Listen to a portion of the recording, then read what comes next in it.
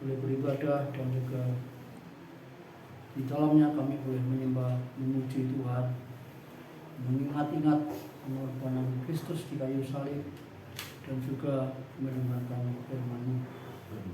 Bagi juga kami sungguh-sungguh menyerahkan kepada Tuhan ialah firman-Mu pada saat ini sungguh-sungguh akan memberkati kami. Firman-Mu menjadi kebenaran yang memerdekakan kami. Firman-Mu menjadi kebenaran yang mendatangkan perubahan atau transformasi rohani. Firman-Mu yang dapat memuaskan hati kami.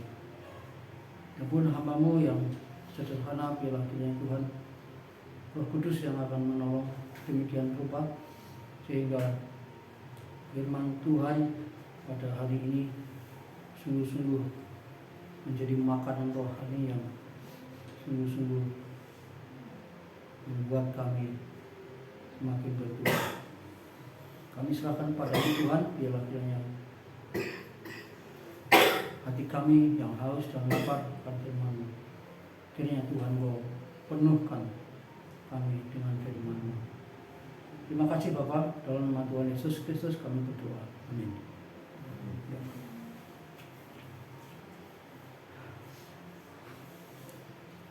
Bapak yang dikasihi oleh Tuhan Yesus Kristus,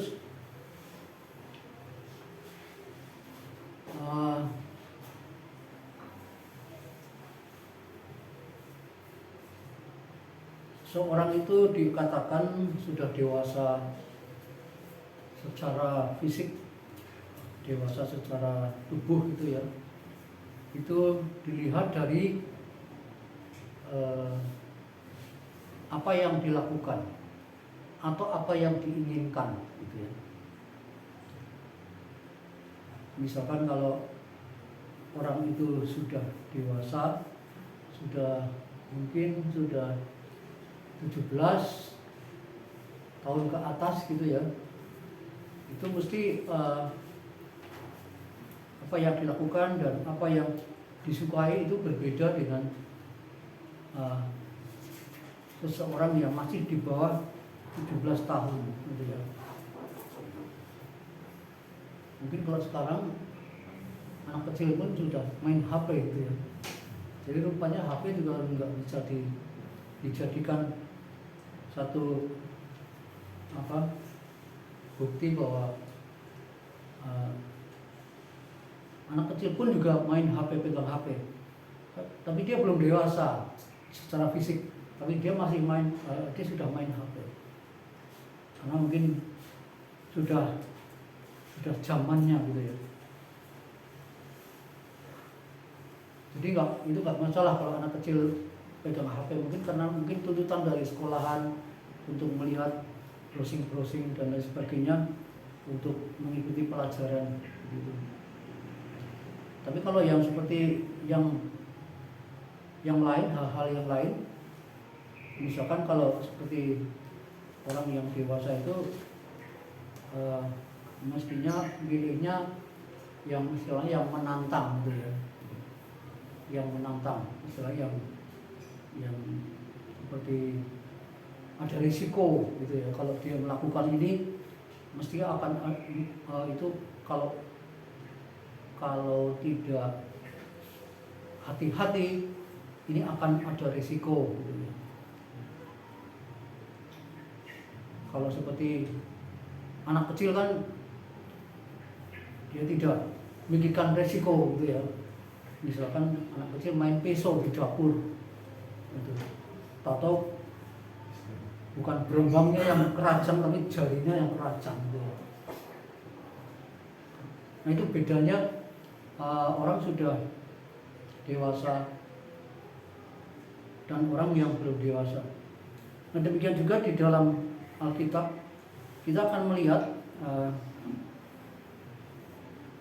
bagaimana kita melihat orang-orang yang sudah dewasa rohaninya. Kalau tadi itu dewasa secara fisik, secara umur, pasti itu apa yang dilakukan dan apa yang dipilih itu pasti hal-hal yang seiring sejalan pilihannya itu menunjukkan bahwa dia sudah dewasa secara ini ya, secara fisik, secara umur. Apa yang dilakukan itu juga menunjukkan kepada kedewasaan. Maka kini kita akan melihat bahwa bagaimana kita bisa melihat seseorang itu menunjukkan kedewasaannya secara rohani. Mari kita akan melihat dalam kitab Ibrani pasal 6. Maksud saya pasal 5 ayat 11 sampai pasal 6 ayat yang ke-8. Ibrani pasal 5 ayat 11 sampai pasal 6 ayat 8. Mari kita akan baca bersama-sama dan bersuara.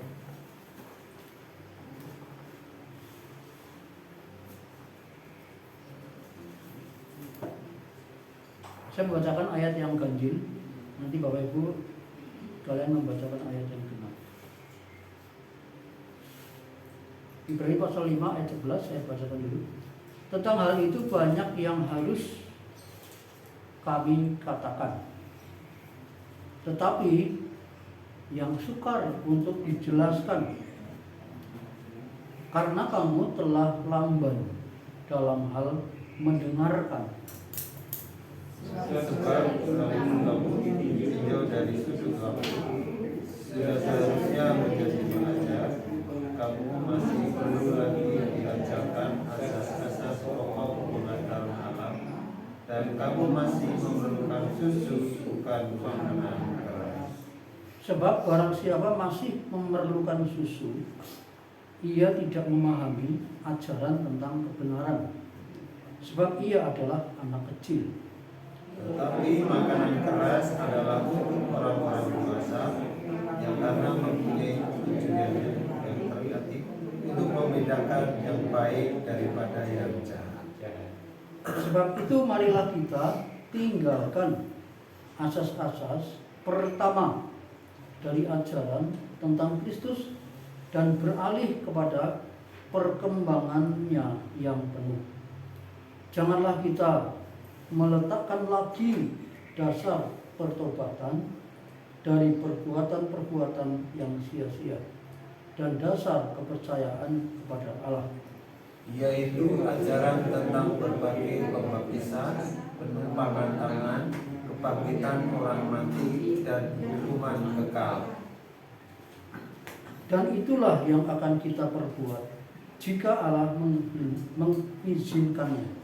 Sebab mereka yang pernah diterangi hatinya, yang pernah mengecap karunia surgawi, dan yang pernah mendapat bagian dalam Roh Kudus, dan yang mengecap firman yang baik dari Allah dan karunia-karunia dunia yang akan datang.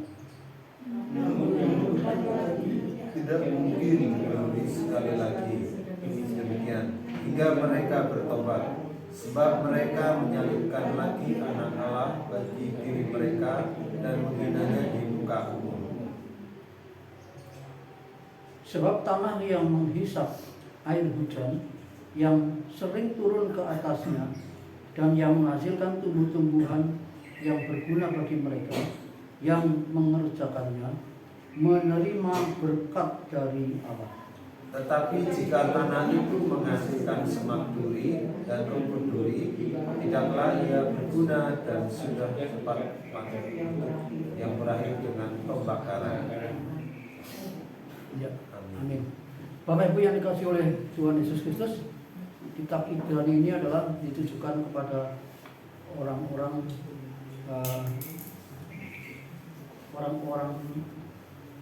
Kristen, tetapi dari Yahudi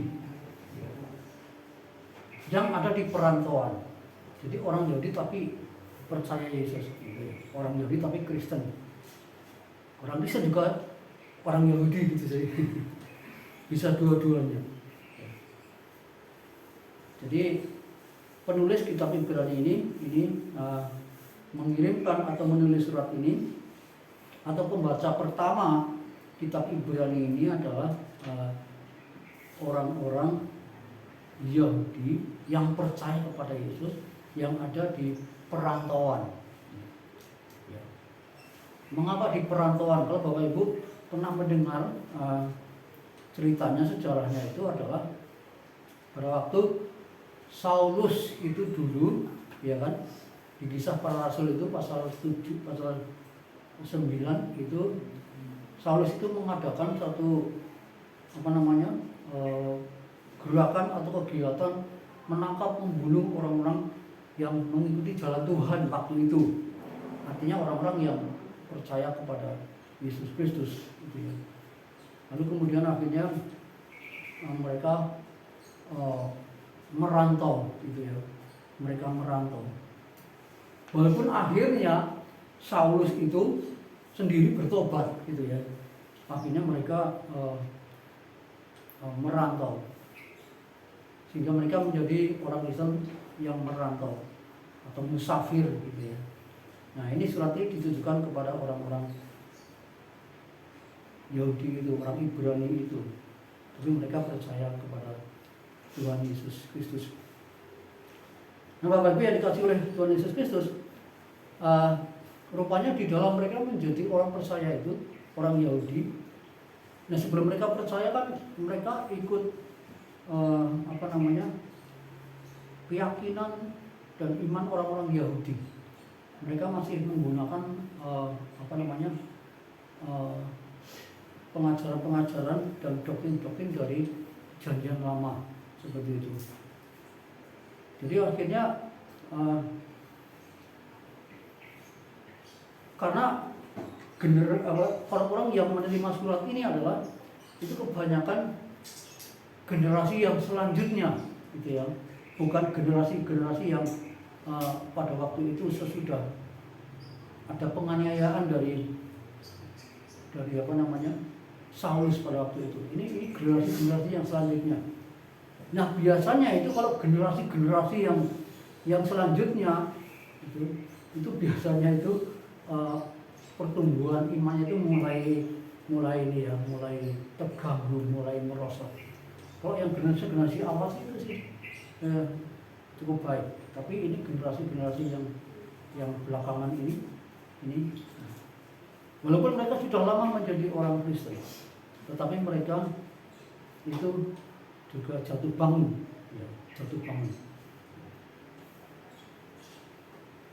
Nah, mari kita melihat di dalam pasal 5 ayat 11 ini sampai dengan ayat pasal 6 ayat 1 sampai ayat yang ke-8.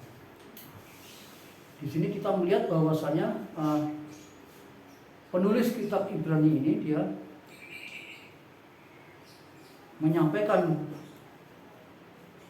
kepada mereka, yaitu menyampaikan suatu peringatan ya, supaya mereka itu tidak mengalami kemurtadan. Murtad itu kemunduran, ya, kemunduran iman. Kemunduran iman. Nah, dalam hal ini saya akan semacam membandingkan atau melihat ya. Ayat yang ke-11 dan ayat yang ke-12.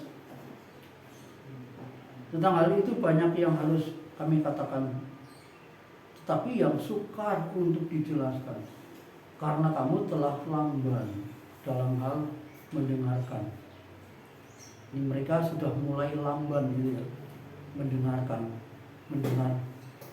kebenaran, mendengar firman Allah atau mendengar pesan-pesan Allah. Ayat 12, sebab sekalipun kamu ditinjau dari sudut waktu, sudah seharusnya menjadi pengajar atau guru. Kamu masih perlu lagi diajarkan asas-asas pokok dari penyataan Allah. Dan kamu masih memerlukan susu, bukan makanan keras. Nah, Bapak Ibu yang dikasih oleh Tuhan Yesus Kristus, nah, ini adalah perbedaan antara orang dewasa rohani dan orang yang belum dewasa rohani. Itu dilihat dari apa pilihan, apa yang dipilih. Jadi orang dewasa rohani itu mempunyai pilihan sesuai dengan kedewasaannya itu. Orang yang belum dewasa rohani juga punya pilihan sesuai dengan kondisi rohaninya itu. Padahal sesungguhnya Tuhan mempunyai kehendak supaya kita beralih kepada perkembangannya yang penuh. Tuhan itu berkehendak supaya orang-orang Ibrani itu beralih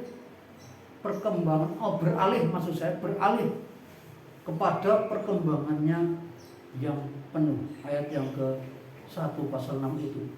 Sebab itu marilah kita tinggalkan asas pertama dari ajaran tentang Kristus dan beralih kepada perkembangan yang penuh. Jadi pilihan itu yang sesungguhnya membedakan orang itu dewasa rohani atau orang itu belum dewasa rohani. Nggak usah ngomong aku udah dewasa rohani kok, gitu ya. Tapi tunjukkan buktinya. Pilihanmu itu apa, yang kamu lakukan itu bagaimana, seperti itu. Ya. Jadi itu baru bisa dipertanggungjawabkan. Nah, Bapak Ibu yang dikasihi oleh Tuhan Yesus Kristus, mari kita melihat pilihan yang menunjukkan kedewasaan rohani. Yang pertama itu, atau bisa ciri-ciri juga.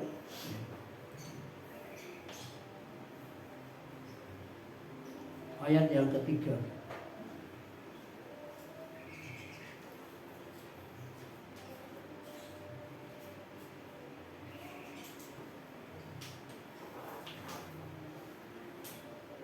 Dan itulah yang akan kita perbuat jika Allah mengizinkannya. Dan itulah yang akan kita perbuat jika Allah mengizinkannya. Pilihannya apa di sini? Yang menunjukkan kedewasaan. Dia memiliki pilihan mengajar.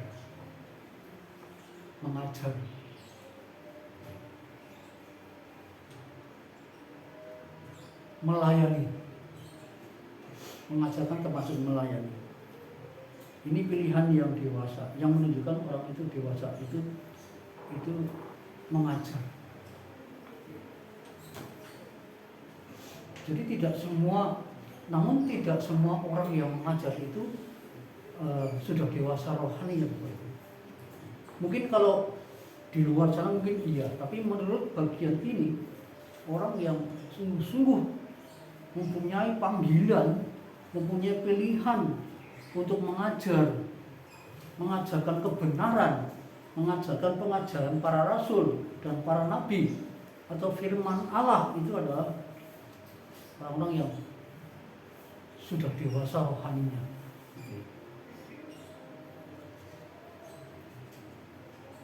Sudah dewasa rohaninya.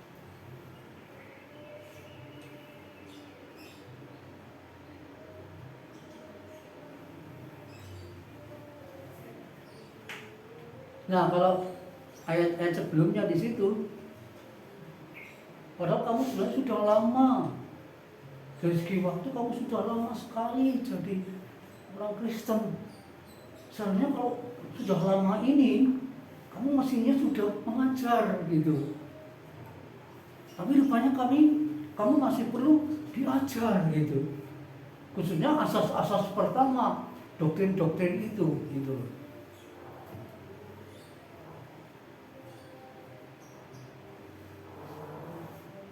Nah, itu belum dewasa rohani.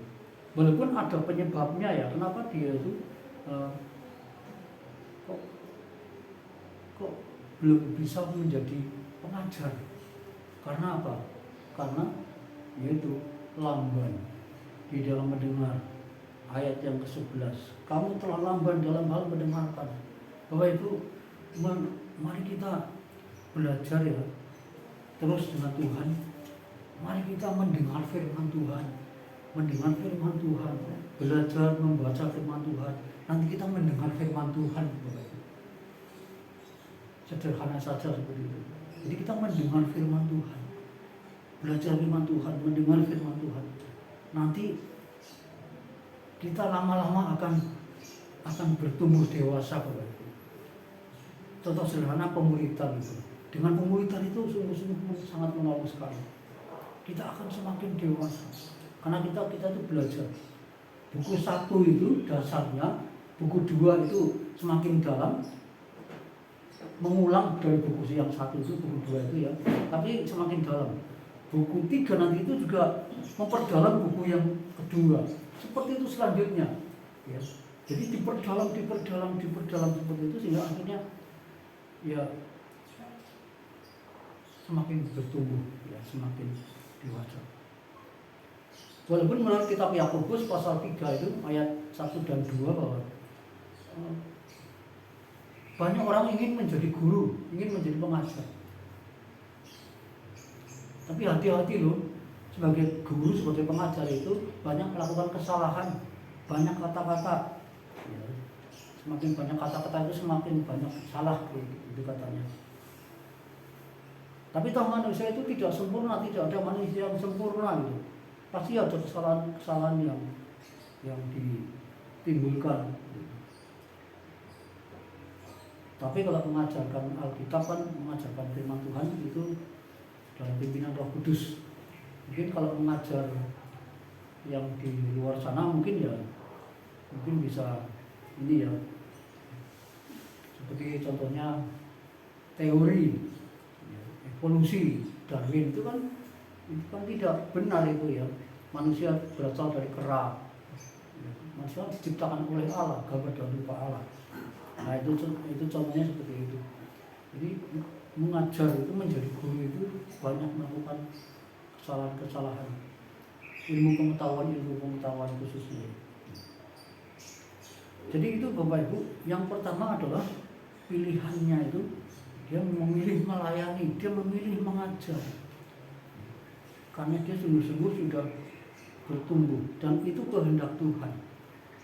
Jadi ayat 1 itu pasal 6, tinggalkan asas-asas pertama. Pengajaran yang dasar itu tentang Kristus, tapi mari beralih kepada perkembangan yang penuh. Jangan kita meletakkan lagi dasar pertobatan dan perbuatan-perbuatan yang sia-sia. Lalu yang kedua, pilihan apa yang bisa kita lihat, yaitu menunjukkan kedewasaan rohani seseorang. Yang pertama tadi itu mengajar atau melayani. Yang kedua itu adalah memperdalam pengertian.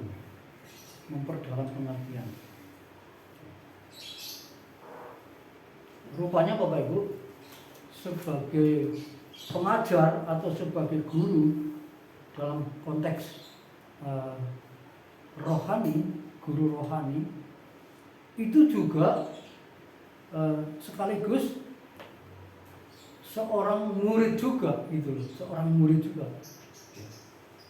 Seperti misalkan seperti saya melayani Tuhan, saya itu mengajarkan firman Tuhan.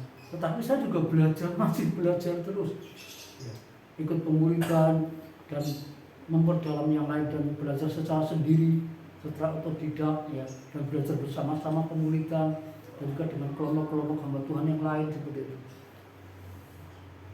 Jadi orang yang punya pilihan, aku ingin memperdalam, aku mau belajar terus, itu adalah orang-orang yang istilahnya yang dewasa, gitu ya. Orang-orang yang dewasa. Nah orang-orang yang tidak yang belum dewasa itu orang yang memperdebatkan hal-hal yang tidak perlu, orang yang memikirkan hal-hal yang tidak perlu, itu yang belum dewasa. mempersoalkan hal-hal yang tidak perlu dipersoalkan, gitu ya. Tapi orang yang dewasa rohani itu adalah orang yang rindu terus belajar, yang mengajar tapi juga terus belajar. Jadi itu akan kelihatan orang-orang yang dewasa rohani. Lalu yang ketiga, orang yang memilih untuk menginginkan tantangan rohani. Jadi dia berani menghadapi tantangan rohani. Tantangan rohani. Artinya dia tidak menghindari tantangan itu, tidak menjauhi tantangan itu, tetapi dia justru menghadapi tantangan secara rohani. Tantangan rohani itu ya seperti disiplin rohani. Kita sebagai orang percaya itu harus mempunyai disiplin rohani.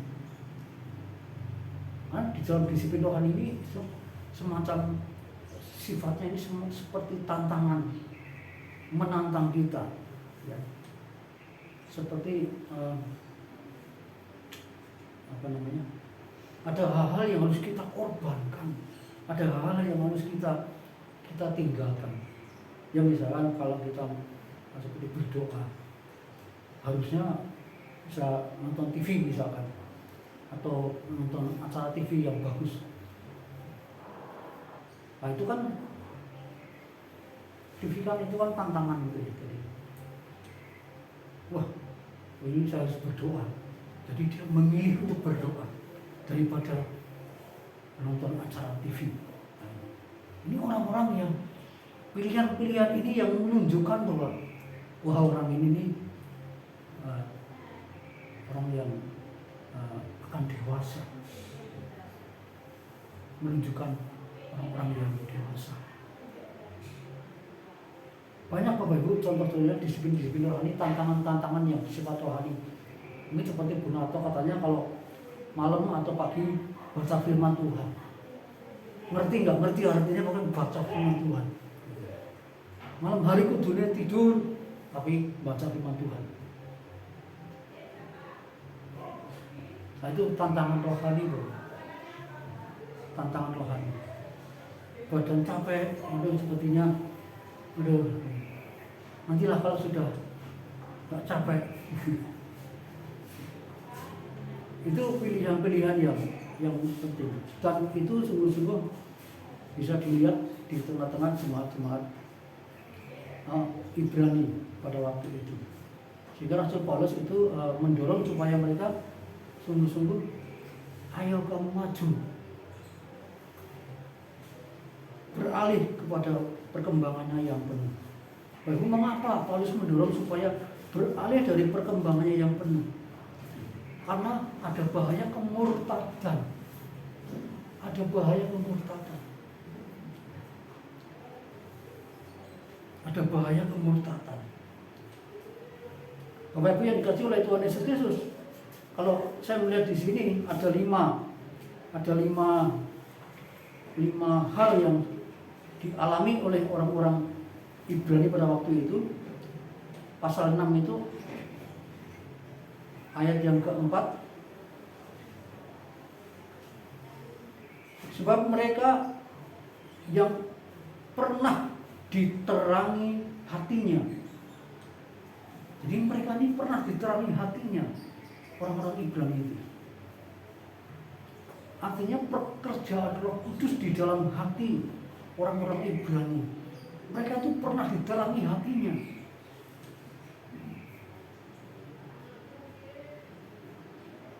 Lalu yang kedua, pengalaman mereka itu.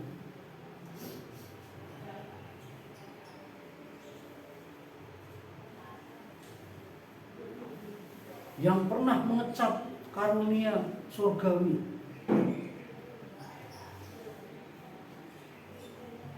Ini mereka sudah pernah merasakan sudah pernah mengalami karunia surgawi mereka ini. Lalu yang ketiga, mereka pernah mendapat bagian dalam Roh Kudus. Artinya mereka sudah menerima Roh Kudus sebagai janji, sebagai yang dijanjikan Bapa, Roh Kudus pada waktu Pentakosta itu. Mereka sudah menerima. Lalu yang keempat, mereka mengecap firman yang baik dari Allah. Mereka sudah mengecap firman yang baik dari Allah, janji-janji dari firman itu mereka sudah mengecap. Dan yang kelima, mereka merasakan karunia-karunia yang akan datang. Tetapi Bapak Ibu, mereka itu murtad. Jadi enggak jaminan, walaupun orang itu sudah diterangi hatinya, walaupun sudah mengecap karunia surgawi, walaupun sudah mendapat bagian dalam Roh Kudus dan seterusnya, tapi mereka lamban. Mereka lamban. Dan mereka mengabaikan, seolah mengabaikan keselamatan. Seperti Ibrani pasal yang kedua, ayat yang keempat. Mereka tergelincir dan mengabaikan keselamatan. Dan mereka kembali lagi kepada ajaran yang semula, itu ajaran-ajaran Yudaisme. Nah, ayat yang ke-7, jadi tadi 5 hal tadi yang sudah dialami oleh orang-orang Ibrani itu mari kita lihat ayat 7 dan ayat 8. Ini ilustrasi. Sebab tanah yang menghisap air hujan yang sering turun ke atasnya dan yang menghasilkan tumbuh-tumbuhan yang berguna bagi mereka yang mengerjakannya menerima berkat dari Allah. Jadi mereka akan menerima berkat dari Allah. Tetapi kalau mereka tidak mengerjakannya, ayat 8. Tetapi jikalau tanah itu menghasilkan semak duri dan rumput duri, tidaklah ia berguna dan sudah dekat pada kutuk yang berakhir dengan pembakaran. Nah, ini ayat 7 dan 8 ini ilustrasi, gambaran. Kalau orang yang sudah pernah diterangi hatinya, pernah mengecap karunia surgawi dan selanjutnya itu, dia terus menerus makin bertumbuh dewasa, terus belajar, maka dia akan menerima berkat dari Tuhan. Dan dalam pasal yang selanjutnya itu berbicara mengenai tanah air surgawi. Tanah air surgawi. Jadi betapa penting Bapak Ibu membangun persekutuan yang erat dengan Bapa, yaitu mendengar firman, berdoa setiap hari, membaca firman, bersekutu, ikut pemuridan, pokoknya seperti itu. Yang kita dituntut untuk berkorban waktu, berkorban tenaga, dan sebagainya. Itu tantangan rohani, dan itu sesungguhnya yang bisa menunjukkan kedewasaan kita. Dengan kata lain, kalau kita tidak istilahnya mau beralih, tidak mau lebih maju lagi, maka itu bahaya. Maka itu akan stagnan, jalan di tempat, lama-lama nanti akan mundur, lama-lama nanti akan jauh, lama-lama nanti akan hilang. Betul itu. Karena apa? Karena iblis itu iblis itu sekarang ini sedang gencar-gencarnya. Iblis sudah tahu waktunya sudah dekat, kedatangan Tuhan itu. Dan sesudah Tuhan datangnya kedua kali, iblis nanti akan dihukum selama-lamanya. Iblis tahu, maka dari itu dalam waktu-waktu ini iblis itu gencar sekali, maksimal sekali, optimal sekali di dalam mempengaruhi orang-orang supaya tidak percaya kepada Yesus. Yang sudah percaya Yesus pun juga dipengaruhi. Bapak Ibu, saya kemarin membaca perkembangan penduduk itu apa? Tapi dalam hal agama. Oh tahun 2019, 2020, wah itu Kristen naik. 2021, 2022, kok turun gitu. Kekristenan turun. Kalau naik bagus, wah ini turun. Ya ini bahaya ini. Karena apa? Karena mulai mengabaikan keselamatan, mulai mengabaikan membangun hubungan dengan Tuhan secara pribadi. Jadi lambat laun itu akan menurun, lambat laun itu akan mundur, lambat laun itu akan hilang. Oleh sebab itu Bapak Ibu, mari kita sungguh-sungguh terus tetap yakin di dalam keselamatan kita. Karena penulis mengingatkan kepada kita ada bahaya kalau kita melalaikan keselamatan. Firman Allah mengeraskan hati,